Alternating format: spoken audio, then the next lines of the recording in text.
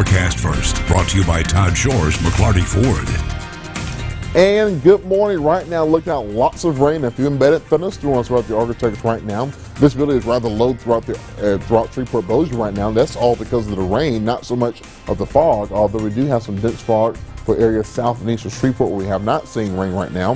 Here in Shreveport, we're seeing temperature of 59 degrees. Winds are very breezy out of the northeast at 16 miles an hour. You can see lots of rain primarily across the Interstate 20 corridor, and this rain is not really moving that much, so be mindful of that as you're traveling off to work or school this morning.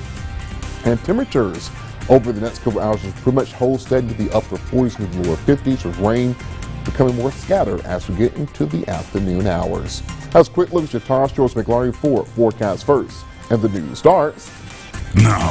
From your community, local news that matters. This is NBC6 News Today. Coming up, another person has died following severe storms last weekend. And LSU prepares for a weekend of celebration after the Tigers win the 2020 National Championship. Good morning. Thanks for keeping it local with NBC6 News Today. I'm Jeanne Francine. Brad has the morning off. In our top story, the investigation continues this morning after a house fire claims the life of a man in West Cedar Grove. The house fire broke out around 6:30 last night along David Drive. Firefighters say once they arrived, they were told by neighbors someone was still inside the home. They tried to save the man, but getting in wasn't easy or safe. Half the roof has collapsed on the structure prior to us going into the home. So it made some challenges for firefighters, but they did a great job bringing the situation under control and really trying to find access to get inside and locate the individual. Chief Pinkston says it took 24 firefighters to get the flames under control. The home did not have a working smoke detector, and the victim's name has not yet been released. In an update now, a fourth person has died as a result of severe storms Friday night. Our NBC6's Jenna Jordan spoke with family members who say Ira Jefferson was a school bus driver for 20 years and loved being involved in the community. He was a man of God. He loved people. He a comedian. This is what's left of the home Tracy Jefferson Jr. shared with his great-grandfather, Ira Jefferson. The building destroyed by the EF2 tornado that touched down in Houghton early Saturday morning. We didn't know about the weather, but we already had a schedule. But I guess he got carried away about the Western. Both men had plans to be away from home the evening of the storms. The younger Jefferson left and says the 87-year-old told him he was distracted by a favorite film on TV and didn't leave on time. He was home when the storm struck. All last year he talked to me about him passing, and I told him stop talking about it.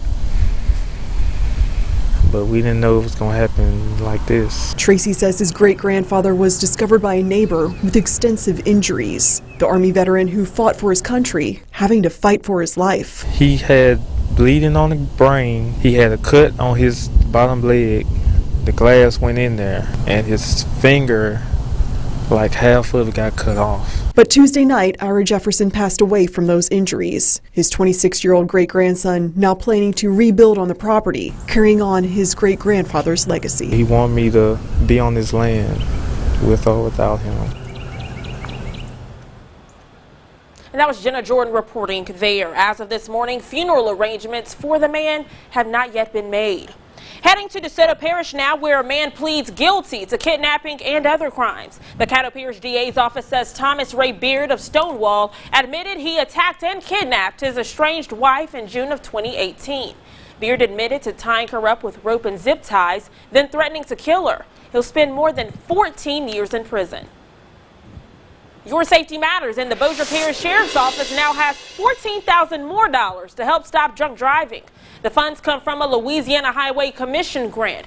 Money will be used to put more deputies on the streets looking for impaired drivers and people not using seat belts. Folks out here driving, whether it's driving under the influence of alcohol or maybe some type of legal or illegal drugs, we don't want them on the roadways, and this will enhance our efforts. So deputies can go out and do some additional patrols to get those impaired drivers off the roadway. Money will also go towards setting up more DUI checkpoints throughout Bossier Parish. Well, yesterday was Martin Luther King Jr.'s birthday. He would have been 91 years old. As NBC6's Jay Jackson reports this morning, many spent the day remembering his legacy right here in Shreveport. The cornerstone of the civil rights movement. He opened so many doors for the blacks. Just being able to, do simple things, own a business. The impact that Dr. Martin Luther King Jr. has decades later. I have a dream. From people right here in Shreveport. It was back in 1958 when Dr. King spoke in the city. I have long wanted to come to Shreveport. And on his birthday, the McLean brothers take a step back into the past. And my dad said, I don't march.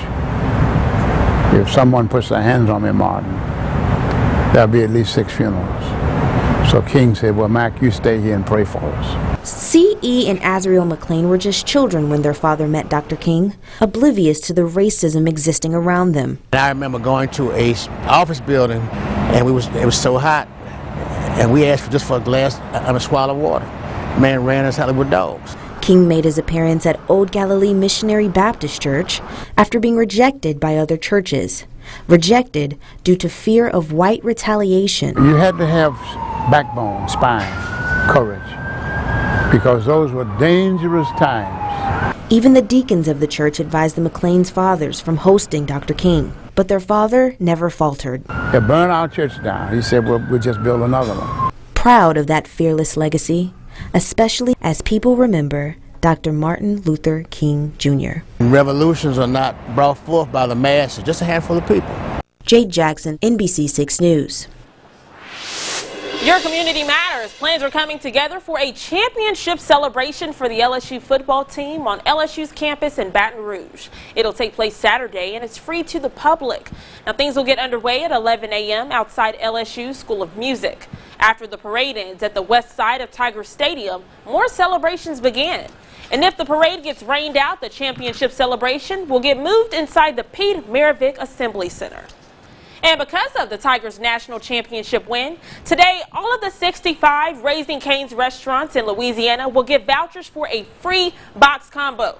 Now, if you're hungry and you want that free deal, head on over to our website, arclessxhomepage.com, to find out about that free promotion. Coming up, meteorologist Jesse Kelly has a full check of your forecast. But first, here's what's ahead on the Today Show. This morning on the third hour of Today, Ready, Set 2020, continuing with Impact Thursday. A restaurant where the menu doesn't tell the whole story, how they're taking a big step to help the environment. Then Frozen star Josh Gad will be here. He's going from Arendelle to outer space in his brand new comedy series. And country singer Ashley McBryde performing in the Artist Lounge. All this morning on the third hour of Today.